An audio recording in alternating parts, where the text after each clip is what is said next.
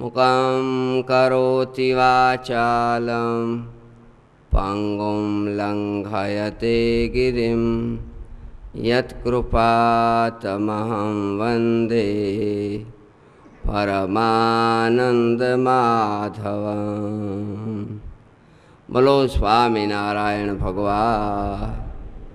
રાધારમણ દેવ, ગોપીનાથજી મહારાજ, કૃષ્ણ કનૈયાલ, રામચંદ્ર ભગવાન, વિઘ્ન વિનાયક દેવ, કષ્ટભંજન દેવ, સિદ્ધેશ્વર મહાદેવની છે.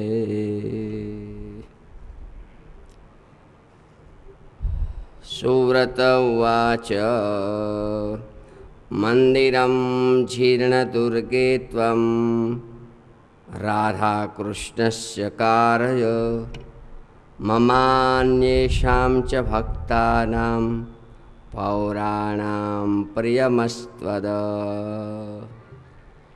સુવ્રત મુનિ પ્રતાપસિંહ રાજાને કહે છે, હે રાજન, ભગવાન શ્રીહરિએ જુદા જુદા ઘણા મંદિરો બાંધ્યા, એટલે ઘણા સ્થળોના ભક્તોને એવી ઈચ્છા થતી હતી કે મહારાજ તમે અમારા ગામમાં પધારી અમારે ત્યાં મંદિર કરો.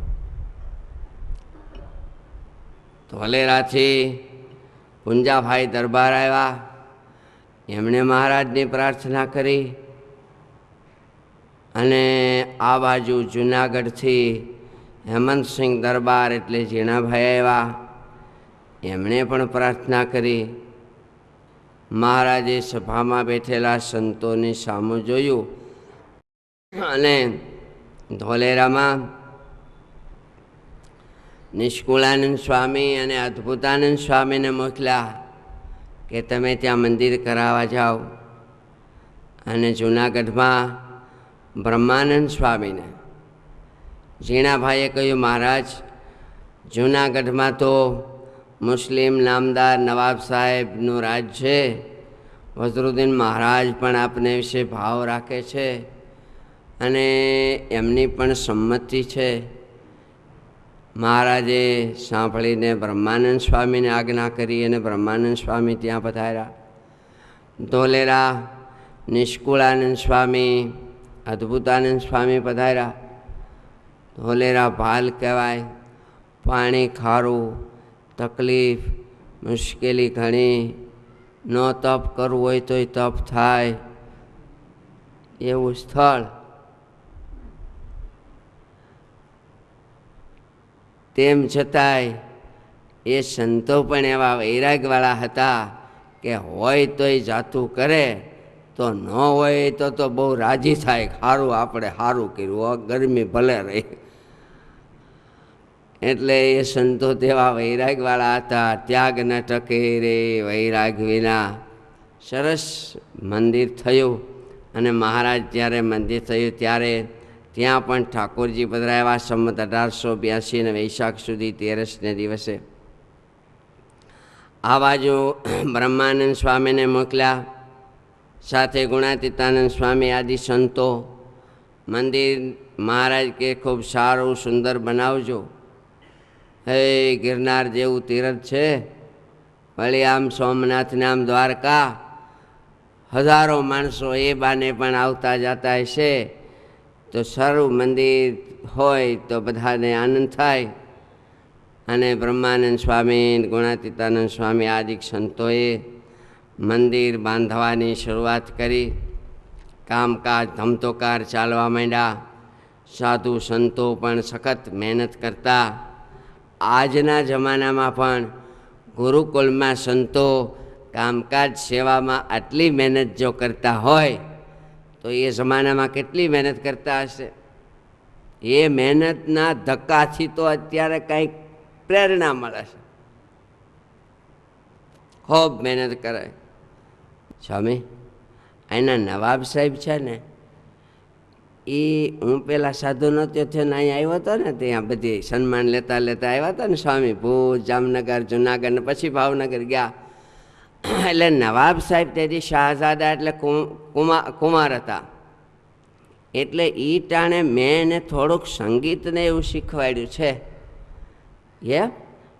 તો કે તમને તો ઓળખતા હોય ને, હવે તો 20 વર્ષ થઈ ગયા, પણ હવે છતાંય તો કે સારું, તો તમે એમ કરો ને, જાઓ. ભલે સ્વામી, આપની ઈચ્છા હોય તો હું જાઉં. હિન્દુ ધર્મ પ્રત્યે એમને માન પણ હતું. એટલે એક ચિઠ્ઠી દેવર આવીને, રૂપશંકરભાઈ હરિભગત હતા, એમણે એમ કીધું કે સહજાનંદ સ્વામીના એક ફકીર ब्रह्मानंद स्वामी आपको मिलने के लिए आते हैं, તમને મળવા માટે આવે છે. નવાબ સાહેબ રાજી થયા. સ્વામી સંતોની સાથે કચેરીમાં પધાર્યા. ભગવા લુગડા દેખી અને નવાબ સાહેબ ફકીરોને દેખી આદર આપી અને ઊભા થયા. બ્રહ્માનંદ સ્વામીએ પણ 2 હાથ આમ ઊંચા કરી એને અભયદાન આપ્યા. અને સ્વામી કે પરવરદિગાર આપકા અચ્છા કરે. પરવરદિગાર એટલે ભગવાન તમારું ભલું કરે. એને એમ થયું કે આ તો સાધુ ફકીર છે, દેવતા જાણે ઓલિયા પેગમ્બર રૂપે આવ્યા. નજીક આવ્યા એટલે થોડું મોટું પરિચય લાગ્યું. મનમાં થયું આ લાડુદાનજી મળ્યા તો એ જ લાગે છે. અને બોલખી ગયા, आपने मुझे जो संगीत का ज्ञान दिया था, आप ओ लाडूदान जी? स्वामी के ओ स्वामी जी, कविराज आपने तो सब दुनिया का त्याग कर कर फकीरी ले ली. हाँ नामदार साहब, हमें फकीरी ले ली. नामदार नवाब साहब के हमारा बड़ा तकदीर से आपका दीदार हुआ. हमारा बड़ा तकदीर से, हमारा खूब भाग थी તમારા દર્શન થયા કેટલાય સાલ. અને બ્રહ્માનંદ સ્વામી કે મેં તો ફકીરી લઈ લીધી. કે દિલ લાગા હમારા ફકીરી સે, दिल लागा हमारा फकीरी से. दुनियादार दुखी सब देखी, रां करूँ राव दिलगिरी से. नवाब साहब के आप जैसे फकीर को और आप जैसे राजकवि को फकीरी देने वाले बहुत बड़ा फकीर पैगंबर होगा, ऐसा मुझे लगता है. તમને ફકીરી દેવાવાળા બહુ મોટા એમ કે ફકીરી છે. સ્વામી કે હા नामदार साहब वो तो खुद खुदा है, और मेरे जैसे तो 500 फकीर है उनके आगे. मारा जेवा तो 500 जेवा છે. કેટલાય જીવોને ખુદાના દર્શન કરાવે છે. જૂના ઓળખાણ, એની પાસે સંગીત શીખ્યા, થોડો ભાવ. तो आप सब यहाँ कहाँ ठहरे हैं? स्वामी के हमारा एक गुरु की आज्ञा से हम यहाँ बड़ा देवल बनाते हैं, बंदगी करने के लिए बड़ा मोटो एक देवल बनावी છે. અને બધા ઘણા બધા ફકીરો અહીંયા રહેશે, ખુદાની બંદગી કરશે. अच्छा तो खाने का प्रबंध राज तरफ से होंगे, सब राज तरफ से मैं खावा पीવાનો प्रबंध करशો. તમે તો અમારા વિદ્યા ગુરુ છો, और जो कुछ काम हो बोलना, काम હોય કહેજો. બસ સ્વામીને એટલું જ જોતું હતું.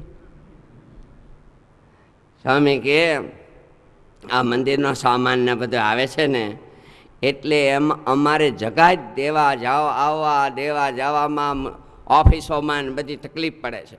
साधु संतो हमें फकीर और लोगों से दूर रहते हैं एम करीने स्वामी बड़ी बात करी.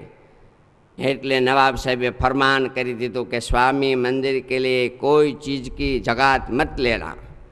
स्वामी मंदिर થાય છે એને માટે કોઈ ચીજની જગાત નહીં લેવાની. હા, તે દિવસે બ્રહ્માનંદ સ્વામીની જગાત માફ કરી હતી.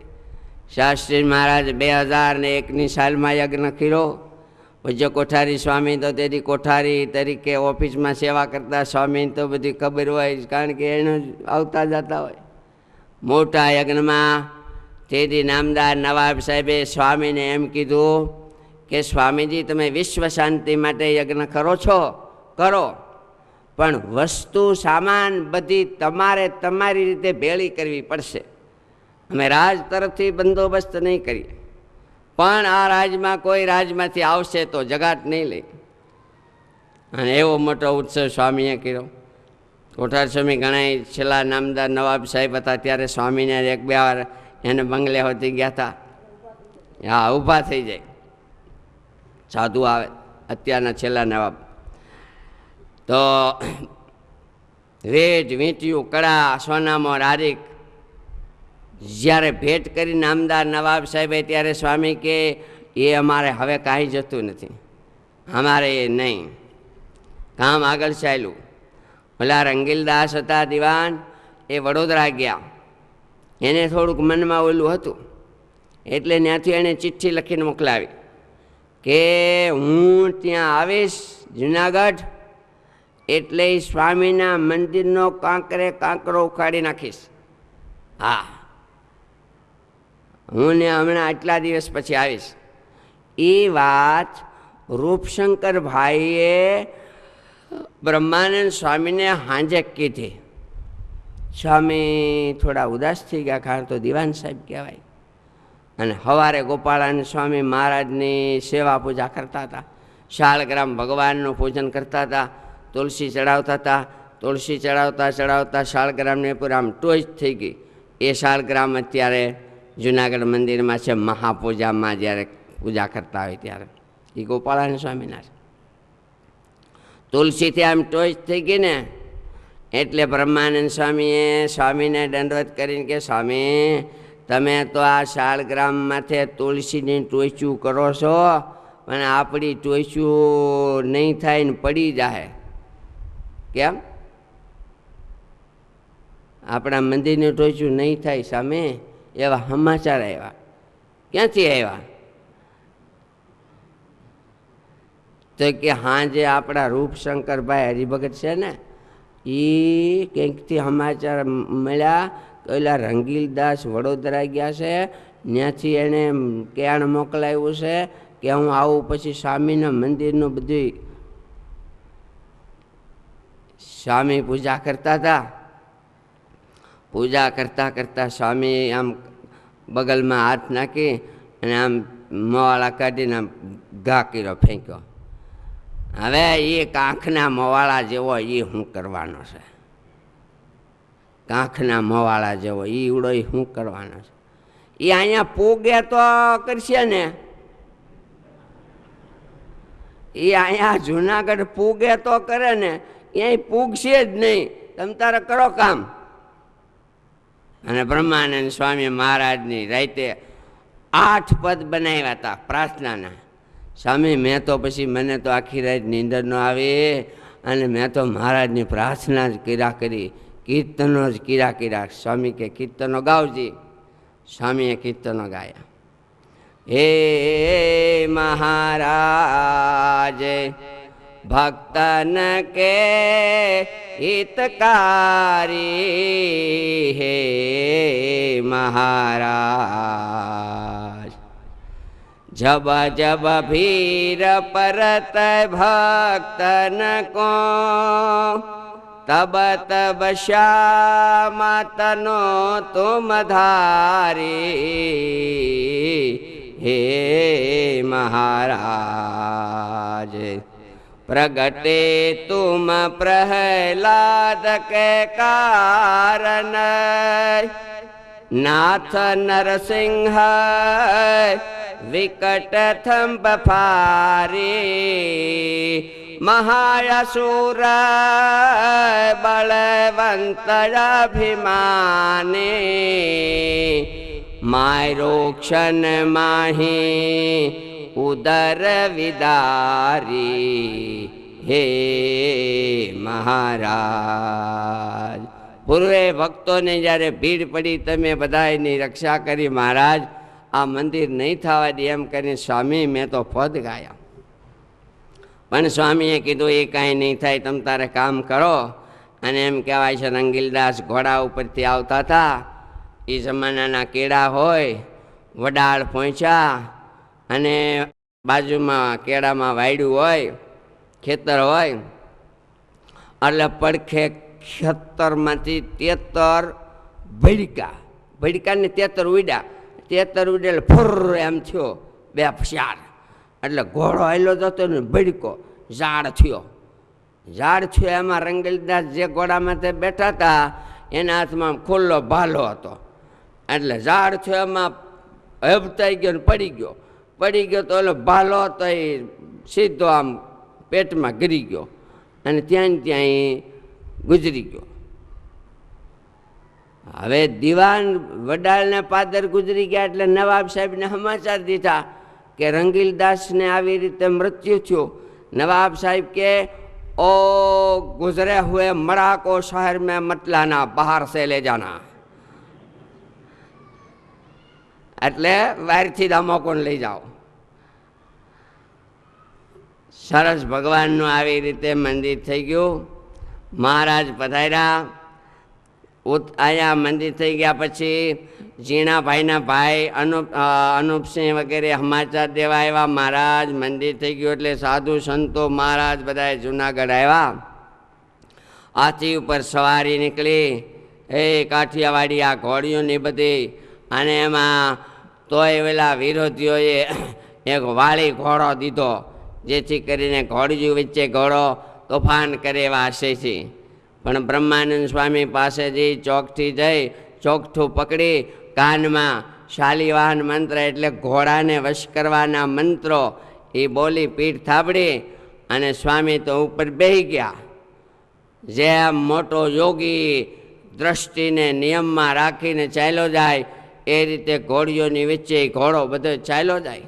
ઘોડીઓ કૂદકા મારે, નૃત્ય કરે, તોય જાણે ઇન્દ્રજીત ઘોડો બની અને હાલ્યો જાય.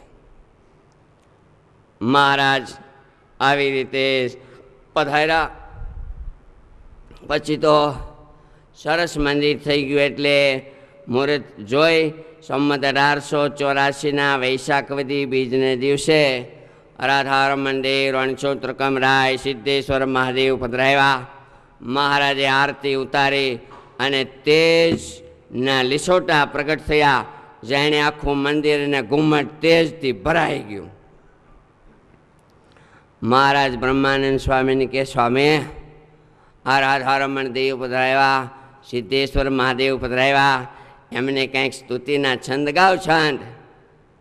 અને એ ટાણે હરિભક્તો હજારોની સંખ્યામાં મંદિરમાં ફળિયામાં કે હમેને બ્રહ્માનંદ સ્વામીએ મહારાજે આરતી ઉતારી પછી રાધારમણ દેવના છંદ ગાયા, જે આપણે કાયમ ગાતા હોય કે વસુદેવ દ્વારે દેહ ધારે અને ભાર ટારે ભોમ કે સુર કાજ સારે સંત તારે દ્વેષી મારે હોમ કે સુરપતિ હંકારે મેઘ બારે વ્રજ ઉગારે ગિરધારી જય રમણ રાધા મિત્ર માધા હરણ બાધા શ્રી હરિ. બોલો રાધા રમણ દેવની જય.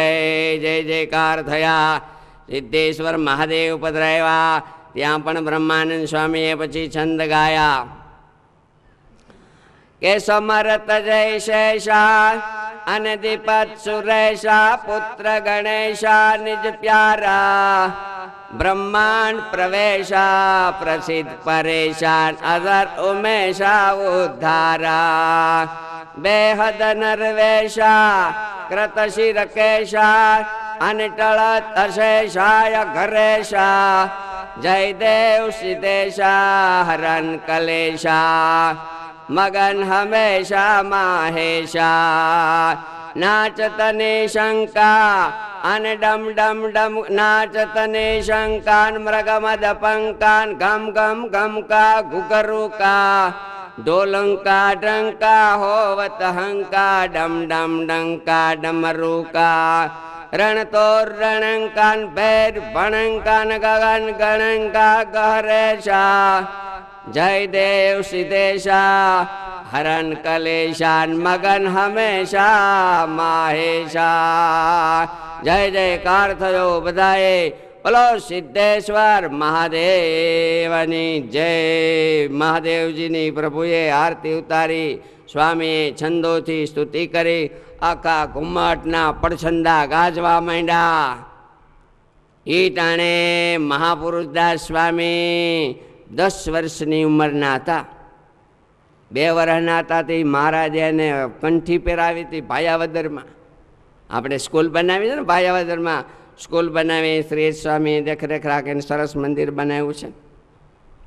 મહારાજે કંઠી પહેરાવી એટલે કંઠી પહેરાવીને જરા એને સામું જોઈને હસવા માંડ્યા। બીજા કે કેમ મહારાજ હસો છો? અમે નાના હતા ને તો અમારે જોવા આવ્યા હતા, માર્કંડેય છે આ। અમે નાના હતા ને તો અમારે જોવા આવ્યા હતા, નામ પાડવા આવ્યા તે આ માર્કંડેય છે। જો માર્કંડેય મુનિ મહાપુરુષ થઈ મહાપુરુષદાસ સ્વામી થઈને આવ્યા એમ મહારાજે કીધું। એટલે મહારાજ ભેળા તો ધામ આ ધામના ધામે ક્યારે નહોતા પધાર્યા।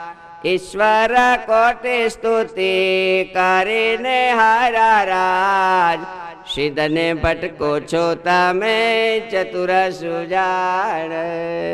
ધામ ધામના ધણીઓ ધામ ધામના મુક્તો ભગવાનની હારે પધાર્યા।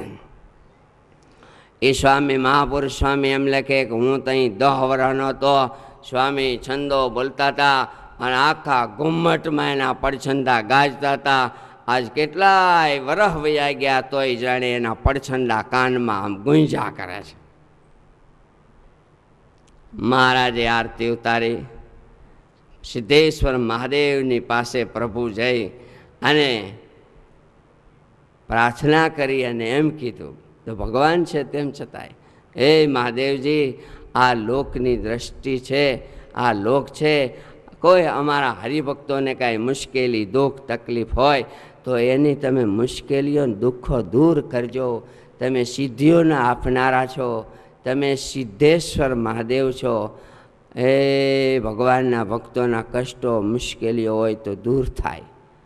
આજે સિદ્ધેશ્વર મહાદેવજીને આપણે તો બધા જુનાગઢ દેશમાં છીએ એટલે જાણીએ છીએ, માનતાઓ ચાલે છે। કોઈને કાંઈ તકલીફ મુશ્કેલી મહાપૂજા ગોપાળાન સ્વામીએ પણ આપી છે। એવા મહાદેવજી સિદ્ધેશ્વર મહાદેવ મહારાજે પોઠીઓ પધરાવ્યા, ગણેશજી પધરાવ્યા અને પ્રદક્ષિણામાં ગણપતિ મહારાજની પાસે લિંગ છે એ હોતી પ્રસાદીના છે। 2 દિવાલોમાં હનુમાનજી અને ગરુડજી છે એ પ્રસાદીના છે। તો આવી રીતે મહારાજે જુનાગઢમાં ખૂબ ખૂબ લીલાઓ કરી છે અને ઠાકોરજી મહારાજે પધરાવ્યા। જુનાગઢમાં મહારાજ જ્યારે જ્યારે આમ આગળ જતા વંથલી માણાવદર એટલે ગુણાતીતાનંદ સ્વામી આદિક સંતો મહારાજને વળાવવા આવે। આમથી આમ હામાં આવે તો ત્યાં પર કાળવાને કાંઠે સભા થાય એટલે ત્યાં મહારાજ સભા કાળવાને કાંઠે કરે બેહે। એક વખત 2 જણાને વૈરાગ થયો, એમાં એકને મહારાજે દીક્ષા આપી સંન્યાસી બનાવ્યા અને એકને મહારાજ કે તમે હવે ઘરે જાઓ, ઘરે જાઓ। તો એ વાય પ્રસાદીની છે, એ આપણે ગુરુકુળમાં છે, તમે ઘણાય દર્શન કર્યા છે પ્રસાદીની વાય। ભગવાને આ રીતે જુનાગઢમાં ઠાકોરજી પધરાવ્યા। એવી રીતે ગઢડાનું મંદિર પણ તૈયાર થઈ ગયું। વિરક્તાનંદ સ્વામી પાસે મહારાજે મંદિર કરાવ્યું। દાદા ખાતરે પ્રાર્થના કરી મહારાજ બધે મંદિરો કર્યા, હવે અહીંયા તો કરો। હા બધે થયા ને અહીંયા અમે આ પછી હાવ બધું આપણું જ છે ને એમ કરીને પછી અમે મહારાજ હાવ રહી ન જાય હો, ના ના અહીં તો બહુ સરસ કરવું છે। એટલે એક દી પાયા કાંઈ ખોદ્યું છે ને એમાં હોનાનું મંદિર નીકળ્યું અંદરથી, હોનાનું આખું હોનાનું હો। મહારાજે બતાવ્યું એવું હરિલામૃતમાં કંઈક આવે છે હોનાનું। એટલે બધા હરિભક્તો અને સાધુને મહારાજ કહો આ તો તમે મહારાજ જમીનમાંથી હોનાનું મંદિર કાઢ્યું હો। તો કે હા, તો કે મહારાજ હવે આ હોનાનું કાઢ્યું છે, રહેવા દો હોનાનું, ભવિષ્યમાં હોનાના કમાડ કરવા. અમારે તો એ હરિભક્તોના પરસેવાથી, પુરુષાર્થથી, દાખલાથી, મહેનતથી, એની સંપત્તિ, એનું મન, એનું ધન, થોડુંક પણ યોગદાન, થોડાકમાંથી થોડુંક એમ કરીને સૌને લાગણી થાય કે અમે આ મંદિરમાં સેવા કરી, અમે કાંઈક આપ્યું, અમે 2 ઈંટ ઉપાડી. એ પુરુષાર્થ કરે ને પરસેવો પાડે ને તો એને મીઠું લાગે, સારું લાગે, રક્ષણ કરે, જતન કરે, આ અમે કર્યું છે એવી લાગણી થાય. એટલે હરિભક્તો દાખલા કરે, મહેનત કરે અને ભક્તિભાવ વધે. એટલે આપણે આ કાયમ નથી રાખવું. નકરું હોનું, મહેનત વિનાનું હોનું મળે ને તો વાહેથી બગાડ થાય. બહુ મહેનત કર્યા વિના પૈસા વરસ 2 વરસમાં મળી જાય ને, એ ઓલા જૂના હોય તો વાંધો ન આવે, પણ એના દીકરાઓ જુવાનિયા હોય તો પછી આડાવડા થતા વાર ન લાગે, કારણ કે એને મહેનત કર્યા વિના માલ મળી ગયો. એટલે મહેનત કર્યા વિના માલ મળે ને તો પછી એનો ઉપયોગ ક્યાં થાય કાંઈ નક્કી નહીં. સરસ ભગવાન મંદિર કરતા હતા. દુબળી ભટ્ટ એમણે પોતાની શક્તિ પ્રમાણે મહારાજને 6 દોકડા દીધા, તોય મહારાજ કે હવે અમારે આ ગોપીનાથજી મહારાજના શિખર ચડી ગયા. ભગવાન હોવા છતાંય ક્યારેક કડિયાના પગાર ચડી જતા તો કોઈક રસોઈ દેવા આવે તો મહારાજ કે તમારે રસોઈ દેવી છે કે અમે કઈ આમ? મહારાજ અમે છે ને અમે નક્કી કરીને આવ્યા છીએ બધાય કે આપણે મહારાજને રસોઈ દેવી, કોકરીક લાભ મળે ને, એટલે અમારી ઈચ્છા છે રસોઈ દેવી. ઠીક, હવે રસોઈ તો અહીંયા અમે રોજ ખાઈ જ છીએ, એટલે મને એમ થાય છે કે રસોઈ દેવાને બદલે તમે જો આ પૈસા અહીંયા કોઠારમાં દો તો બાજરો થોડાક દી લઈ અને સાધુ ને કડિયા ને બધો બાજરો ખાય, જેટલા દી હાલે બાજરો એટલા દી તમારી રસોઈ. હે તો કે પણ મહારાજ અમે નક્કી કરીને આવ્યા છે કે લાડવા જલેબી બનાવો ને તમે પીરસો અને અમે દર્શન કરીને તમારા હાથની અમને પ્રસાદી મળે. મહારાજ કહે તો કાંઈ વાંધો નહીં, તો રસોઈ કરીએ. કંઈક મહારાજ એમ કે વળી 2 જણાને એમ કહે તો મહારાજ કે આ કડિયાના પગાર ચડી ગયા છે, અમારે થોડાક નામા ન હોતી દેવા છે, ઉધાર બાકી છે, અને થોડુંક 100 રૂપિયાનો બીજો માલે લેવો છે, તો તમે આમાં હાટે રસોઈનું કાંઈ નહીં આમ કરો. ભલે મહારાજ, અમારે તો તમને રાજી કરવા છે, અમારે રસોઈ દઈને તમને રાજી કરવા છે, તો તમારી ઈચ્છા એમ વાપરો, હજી કયો એ કરો. હરિભક્તોએ એવી ટેવ રાખતા હોય અને રાખવી જ. હવે તો કાંઈ ભગવાન પ્રગટ તો છે નહીં, સાધુ ગુરુ વાત કરે, આપણો વિચાર વ્યક્ત જરૂર કરીએ, તેમ છતાં એમ કે આપણે આમ કરી કાંઈ વાંધો સ્વામી, અમારે તો તમને રાજી કરવા છે ને, તમે રસોઈ દઈ તો રાજી ને આ કરી તો રાજી, જેમ તમને ઠીક લાગે એમ કહો. એવો સ્વભાવ રાખવો જોઈએ. કેમ મહારાજ કે સાધુ એમ કે અહીંયા હોવું ને અહીં ન હોવું ને અહીં બેહવું ને અહીં ન બેહવું એમ કરે તો બરાબર, ત્યાં સુધીની વાત કરે. પછી લાઠી દળના હરિભક્તો આવ્યા હતા, એટલે બધો ફાળો કરીને કોઈ 2 રૂપિયા ને 5 રૂપિયા ને 10 રૂપિયા ને એમ ભેળા કરીને, એટલે મહારાજને કે મહારાજ અમારે રસોઈ દેવી છે. મહારાજ કે હા સારું સારું, અમે બધા થોડું થોડું ભેળું કરીને લાવ્યા છે. હા મહારાજ કે પણ હવે આ કડિયાના પગાર ચડી ગયા છે અને દેવું છે, તો રસોઈનું આપણે કાંઈ નહીં આમાં વાપરીએ. તો બેગ કે મહારાજ કાંઈ વાંધો નહીં, તમે જેમ રાજી એમ કરીએ. ત્યાં બેગ કે પણ મહારાજ અમે તો નક્કી કરીને આવ્યા છીએ જલેબી ને ગાંઠિયા ને એવું બધું થાય. તો બીજા કે હા હો મહારાજ અમે. બેગ કે કાંઈ નહીં. મહારાજ કે એમ કહી કે ના ના આપણે બધાએ નક્કી કરીને જલેબી ને ગાંઠિયાને રસોઈ કરવી. મહારાજ કે સારું. કેટલા છે? મહારાજ આ જોળીમાં છે, ઠલવે થા ઠેલીવા. હવે છે ને આમાં જેણે જેટલા દીધા હોય એ એટલા હવ ને હવ લઈ લ્યો. એટલે કોઈએ 25, 50, 5, 10 દીધા તે લીધા ને વાહ 8 આના વિધા. એ 8 આના વિધા ને એ બહુ જલેબીનો આગ્રહ કરતા હતા ને એણે હજી કાંઈ નહોતા લીધા. એ જલેબી જ કરો, નહીં મહારાજ જલેબી જ કરો, એ કાંઈ ન લીધા. એટલે મહારાજ કે 8 આના કોને તમારા? તો કે હા લઈ લો, 8 આના લઈ લો અને 8 આનાની જલેબી કરો. જલેબી કરો 8 આનાની. એટલે ઘણી વાર આવું હોત થાય હો. હા દીધું હોય તો 8 આના જેટલું, પણ આગ્રહ એવો હોય કેમ ભાઈ અમે નહીં હરિભગત, હે અમે કંઠી ભાઈઓ, અમે કંઠી ભાઈઓ, તો અમે કંઈ એમ નહીં કરવાનું. મંદિર થઈ જાય ત્યાં સુધી આવતા ન હોય ને કઈ બાજુ બાયણું મૂક્યું છે ઉગમણું કાથમણું ખબર જ ન હોય. અને ત્યાં પ્રતિષ્ઠા થાય તે પાછા કેમ અમે નહીં હરિભગત, તો અમે કંઈ એમ નહીં કરવાનું. એમ કહીને પાછા બાંધે કે આ બાંધશે ભાઈ માંડ ગમે એમ કરીને પૂરું કરો ની પ્રતિષ્ઠા. એટલે એવા ભક્તો પણ કંઈક હોય. આપણે એવા હોય તો ધ્યાન રાખો ને તમારા ગામમાં જો કંઈ થતું હોય તો. મહારાજે સરસ મંદિર કરાવ્યું. ગોપીનાથજી મહારાજ દેવ પધરાવ્યા. મહારાજ ગોપીનાથજી મહારાજ પધરાવ્યા સંમત 1885ના અને આસો સુધી 12ને દિવસે ભગવાન શ્રીહરિએ પોતાને હસ્તકે મોટા મોટા સ્થાનોમાં મોટા મોટા મંદિરો કરાવ્યા. અતિશય સુખ આપ્યા છે. સુરત મુનિ કહે છે હે રાજન, ભગવાન શ્રીહરિ એક દિવસ સભા કરીને બેઠા હતા અને એ વખતે શતાનંદ સ્વામી જે સમાધિનિષ્ઠ હતા એણે મહારાજને એમ કીધું, મહારાજ યમ નિયમ આસન પ્રાણાયામ પ્રત્યાહાર ધ્યાન ધારણા સમાધિ એના લક્ષણો આદિ કયો.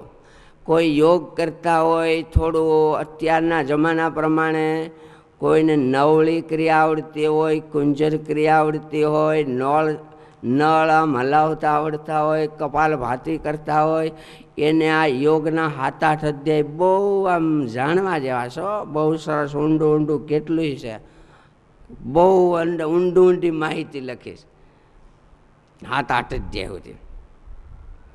ભગવાન કે સમાધિનું એ લક્ષણ છે કે ભગવાનના સ્વરૂપમાં મન સ્થિર થાય. કૃષ્ણે સમાધિ મનસો વિદ્ધિ ત્વમ યોગ લક્ષણમ. ભગવાનના સ્વરૂપમાં મન સ્થિર થાય એ યોગનું લક્ષણ કહેવાય. માટે જે રીતે ભગવાનમાં મન રહે એવી રીતે સ્થિરતા યોગ સિદ્ધ કરવો હોય એણે શરીરને સરળ રાખવાનું. કાંટા કાંકરા વગરની જગ્યા હોય, ચોર સિંહ વાઘ આદિકના ઉપદ્રવ ન હોય, અતિ ઠંડી ન હોય, અતિ પવન ન હોય, અતિ મચ્છર ન હોય, માખીઓ ન હોય, અને કૂવાની બાજુમાં જગ્યા ન હોય, સ્મશાનની બાજુમાં જગ્યા ન હોય, ઘોંઘાટ ન થતો હોય, અવાજ ન થતો હોય, એવી જગ્યાએ આ યોગની પ્રક્રિયા કરાય. કારણ કે નહીં તો બધી વિક્ષેપ થાય. પાછું જ્યાં પાણી નજીક મળતું હોય, અગ્નિની બાજુમાં કંઈ સગવડતા હોય અને આવી જગ્યા હોય ને યોગ સિદ્ધ કરવાનો. યોગ સિદ્ધ કરે એને આહાર ને વિહાર માપમાં રાખવાનું. યુક્ત આહાર વિહારસ્ય યુક્ત ચેષ્ટાવબોધસ્ય. યુક્ત જે આહાર વિહાર છે એને યોગ સિદ્ધ થાય છે. જેને યોગ કરવા હોય એને ઘીવાળું બહુ ન ખવાય, માપમાં ખવાય. ચોખા ઘઉં દૂધ વગેરે અતિ નહીં, માપમાં. હલકો ખોરાક રવાય. પેટ ખૂબ ભારે ને ભારે રહે કહેતા ખૂબ ખોરાક ખાધા હોય એવું પેટ ન રખાય. સૂંઠ એણે ખાવી જોઈએ. સૂંઠ વાયુ ઓછું થાય એટલે છે લગભગ. તો આજે આવી કોક ક્રિયા કરતા હોય એના ઓલા ક્લાસીસ પણ ચાલતા હોય છે, આવું બતાવતા હોય છે. કેફી પદાર્થો વસ્તુ કોઈ નહીં ખાવાનું. આસનો જે છે એ 84 પ્રકારના છે. એમાંથી 30 પ્રકારના, એમાંથી 14 પ્રકારના સ્વસ્તિકાસન, પદ્માસન, કુર્માસન, ધનુષાસન, મયુરાસન વગેરે. એ આસનના ફાયદાઓ પણ આમાં એક એક બતાવ્યા. હરિલીલામૃતમાં પણ આ ખૂબ વિસ્તારથી છે. કયા આસન કેમ કરાય, કયા આસનના શું ફાયદા છે એ હરિલીલામૃતમાં પણ લખ્યા છે. રામાનંદ સ્વામીએ કાગળ ભુજથી લીધા કે નેતી ધોતી ને નવળી કુંજારી બસતી બે પરકાર નિખારી તેણે શરીરની શુદ્ધિ થાય તમે શીખજો સૌ મુનિરાય. શરીરની શુદ્ધિ કરવા માટે નેતી ધોતી નવળી બસતી કુંજરી આ બધી ક્રિયાઓ એ પણ કરજો, જેથી કરીને નાળિયું શુદ્ધ રહે. નાળિયું એક પ્રકારની જેમ ગટર ચોખ્ખી કરવાની હોય એવી બધી છે, તો એનાથી ચોખ્ખાઈ રહેતી હોય એટલે રોગ ઓછા થાય એમ કીધું. પ્રાણાયામ આદિ કરવા જોઈએ. શ્વાસ છે એ દીર્ઘ શ્વાસ થોડોક લેવાનો, આખો દી ન લઈ કાંઈ નહીં, પણ માળા કરીએ ને આપણે પૂજાની કામથી બે માળા એક માળા એ થોડો શ્વાસ છે ને આમ લાંબો લેવાનો. સ્વામિનારાયણ સ્વામિનારાયણ, પછી કાઢીએ ત્યારે સ્વામિનારાયણ સ્વામિનારાયણ. દીર્ઘ લાંબો થોડોક શ્વાસ લાંબો છોડવાનો, લાંબો કાઢવો એક પ્રકારનો પ્રાણાયામ કહેવાય. એટલે એનાથી શું થાય તો કે ચલે વાતે ચલમ ચિત્તમ નિશ્ચલે નિશ્ચલમ મત. વાયુ ચંચળ હોય તો મન ચંચળ થાય પ્રાણ, અને જો વાયુ કહેતા શ્વાસોશ્વાસ ધીમું ચાલે તો મન સ્થિર થાય. એટલા માટે લાભ થાય. પૂરક, કુંભક અને રેચક. પૂરક એટલે શ્વાસ પૂરવો, કુંભક એટલે કુંભ એટલે ઘડો, ઘડાની જેમ અટકાવી દેવો, અંદર ભરી રાખવો. રેચક એટલે કાઢવો. આ ત્રણ પ્રકારે પ્રાણાયામ કરવાના, પણ સબીજ કરવાના. સબીજ એટલે શું? જ્યારે શ્વાસ લઈને ત્યારે કોઈ ઓમ બોલે, કોઈ રામ બોલે, કોઈ કૃષ્ણ, સ્વામિનારાયણ જી કંઈક મંત્ર બોલવાનો. એમને શ્વાસ નહીં લેવાનો, એમને એમ નહીં કાઢવાનો. મંત્રે સહિત શ્વાસ લે તો એ સબીજ કહેવાય. મંત્ર બોલ્યા વિના શ્વાસ લે કાઢે પ્રાણાયામ કરે તો એ નિર્બીજ કહેવાય. બી ન હોય તો ઉગે હું ઝાડ ક્યાંક થાય. એટલે ભક્તિએ સહિત આ બધી કરવાનું. એમ આવા શ્વાસોશ્વાસ આદિકની મહારાજે વિધિ ક્રિયા બધી બતાવી. અને પછી એમ કહેવાય છે કે આ શરીરમાં મહારાજ કે 6 કોષ છે. લોહી, માંસ, એમાંથી મેદ થાય, ચરબી થાય, હાડકા થાય, મજ્જા થાય અને વીર્ય. આ 6 કોષ. માણસના શરીરમાં મુખ્ય 360 હાડકા છે.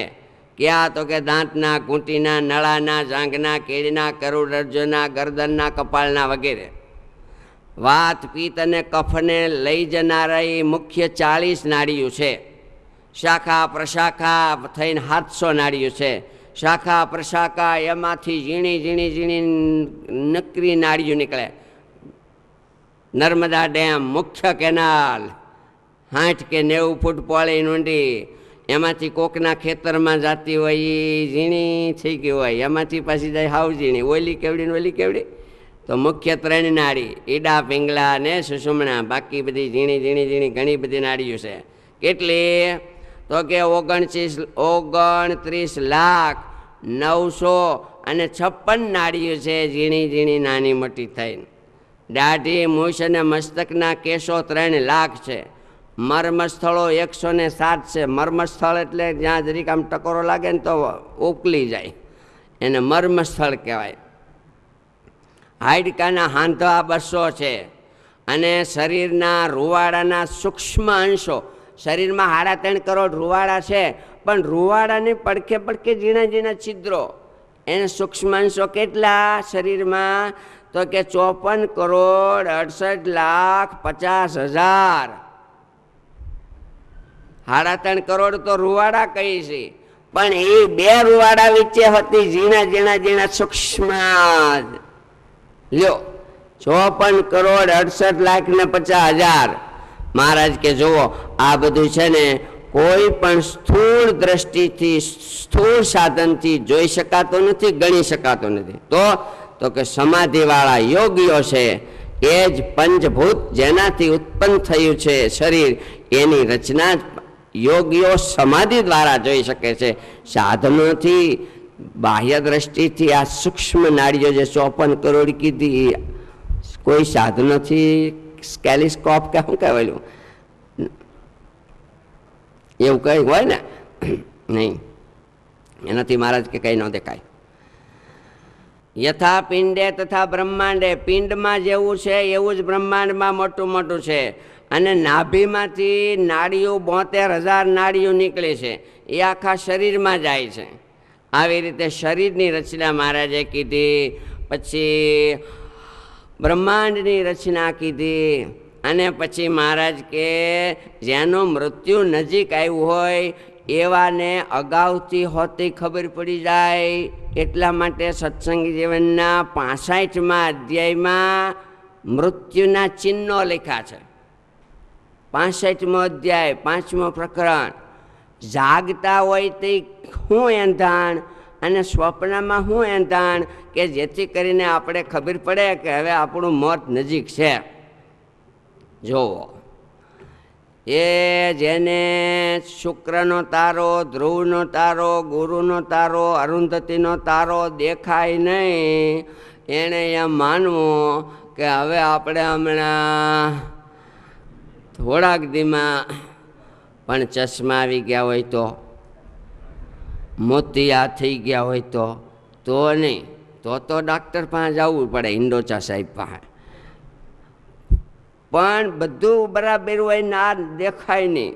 પછી આપણો પડછાયો પડે ને દિવસે, એમાં છિદ્રો દેખાય, હોલ કાણા કાણા. તો સમજવાનું કે હવે એટલે કંઈક કંઈક જોયા કરવું કે પડછાયામાં કાણા છે, વ્યવહાર હકેલો. આકાશમાં સૂર્ય અને ચંદ્ર એકુક છે, પણ એ બબે મંડે દેખાવા. બે હો, હે આ હું બે સૂરજ છે, તઈ તમારે જવાનું છે. પણ એમ તો આમ કરીએ તો બે દેખાય હોય, એમ નહીં કરવાનું.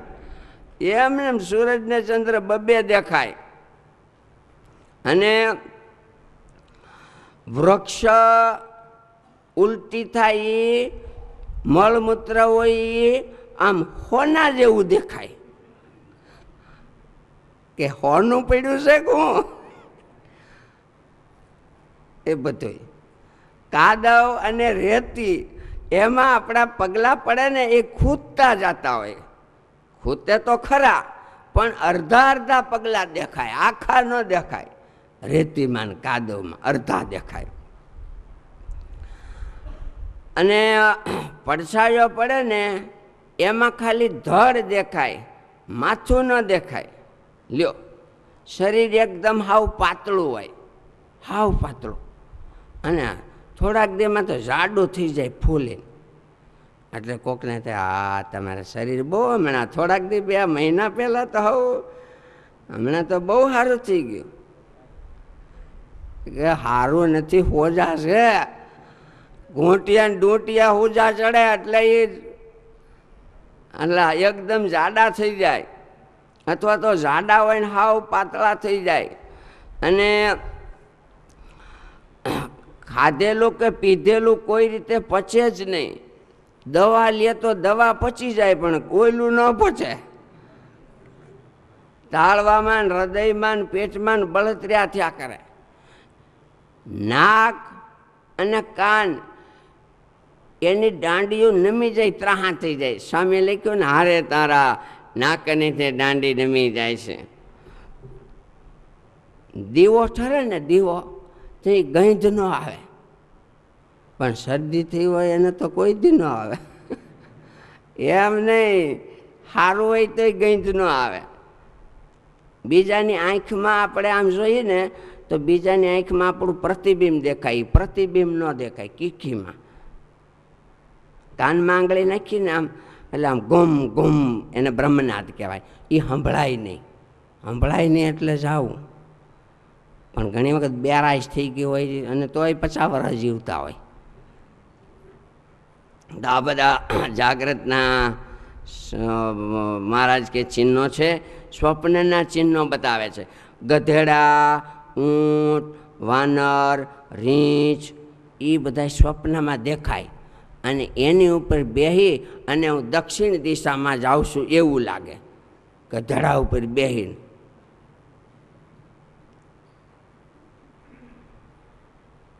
ભૂત અને પ્રેત સ્વપ્નમાં દેખાય અને એને ભેટતા હોય એવું દેખાય. પાણી ખૂબ દેખાય, તળાવ કે નદી, એમાં આપણે બુડી જતા હોય એવું દેખાય. અગ્નિના ભડકા સપનામાં બળે ને એમાં જાણે આપણે હળગી જતા હોય એવું દેખાય. શરીરે તેલ ચોળી અને જાસૂસની માળા પહેરીને દક્ષિણ દિશામાં જતા હોય એવું દેખાય. આવા બધું ન દેખાવાનું દેખાય ને મહારાજ કે સ્વપ્નના ચિહ્ન છે. ભગવાનના ભક્તો હોય એ આવા ચિહ્નો દેખાય કે ન દેખાય તો પણ સાવધાન થઈ કાયમ ભગવાનનું ભજન કરતા હોય. વચનામૃતમાં મહારાજે લખ્યું, આ 5 વાનાનું અમારે નિત્ય નિરંતર અનુસંધાન રહે છે. હમણાં આગળી જાણે મરવાનું છે એવું અનુસંધાન રાખી અને કાળ કોઈને મૂકવાનો નથી એમ માની કે એમે તક પાસ હોય, ઉત્તમ અભ્યાસ હોય, ખાસ હોય, સર્જન સપૂત ખાન દાનકાન કર્નલ કપ્તાન હોય, જત્રલ જુવાન હોય, ફોજકી કબાન હોય, તોરન તુફાન કા આયસા ઇજનેર હોય, માતગીરી મેર હોય, કલા 72 હોય, વાકફ કુરાન કા સુખદ સ્વભાવ હોય, દિલ દરિયાવ હોય, પણ પિંગળ બચાવ અંત બને નહીં પ્રાણ કા. ગમે તેવો હોય તોય બચવાનો નથી એમ માની ભગવાનના ભક્તો છે, ઉપાસના છે, આશરો છે એવા જીવો ભગવાનની ભક્તિ કાયમને માટે કરતા હોય છે. ખટવાંગ રાજાએ 2 મુહૂર્ત આડા હતા અને ભગવાનની ભક્તિ કરીને કલ્યાણ કરી લીધું. સ્વામિનારાયણ ભગવાને હિંમત આપી વચનામૃતમાં, મરવાટાણે 1 ઘડી આડી હોય, 1 ઘડી એટલે 24 મિનિટ, અડધી ઘડી, પા ઘડી, એટલું મોત આડો સમય હોય અને બધેથી વાસના છોડીને જો ભગવાનમાં મન રાખી દે તો એને કાંઈ કરવું રહેતું નથી. ભગવાન સ્વામિનારાયણે યોગની કળાઓ, અંગો, લક્ષણો સમજાવ્યા અને સતાનંદ સ્વામી ખૂબ રાજી થયા. ભગવાન શ્રીહરિને 2 હાથ જોડીને પ્રાર્થના કરી, જે આપણે અષ્ટક કાયમ બોલીએ છીએ એ અષ્ટક કે શ્રી વાસુદેવ વિમલામૃતધામ વાસમ નારાયણમ નરકતારણ નામધેયમ શ્યામં સિતમ દ્વિભુજમેવ ચતુર્ભુજામ ચ ત્વાં ભક્તિધર્મ શનયં શરણં પ્રપદ્યે. હે ભક્તિ ધર્મના પુત્ર, એવા અમે તમારે શરણે આવીએ છીએ. ભગવાનમાં કેમ હિત કરવું એ 3 શ્લોક બતાવે છે. કામાર્ત તસ્કર, સાધ્વી ચકોર અને સ્નેહાતુર, એ 3 શ્લોકના અર્થો પણ એવા છે કે ભગવાનના ભક્તે ભગવાનમાં કેવું હિત કરવું. સતાનંદ સ્વામીએ સ્તુતિ કરી, મહારાજ ખૂબ રાજી થયા અને સ્વામીએ કીધું, મહારાજ મારે તમારા ચરિત્રોનું ગુણગાન કરવા છે. અને સતાનંદ સ્વામીએ ભગવાનના ચરિત્રોથી ભરપૂર આ સત્સંગી જીવન ગ્રંથ બનાવ્યો, જેના 5 પ્રકરણો છે. 5 પ્રકરણો આપણે આ અધિક માસમાં દરરોજ 1 કલાકની રીતે 5 પ્રકરણ, શક્ય એટલા વધારે ચરિત્રો ગુણગાન ગવાય એવી રીતે કથા કરી. અત્યારે આપણે અહીંયા કથાને પૂરી કરીશું અને આવતીકાલે સવારે 7 થી 8 ભગવાન સ્વામિનારાયણ ધામમાં પધારે છે એ અંતર્ધાન લીલાની કથા આપણે સવારે કહીશું. અત્યારે ઘણો સમય થયો છે તો આવતીકાલે સવારે પૂર્ણાહુતિ અને સવારના 7 થી 8 એ કથા છે. બોલો સહજાનંદ સ્વામી મહારાજની જય.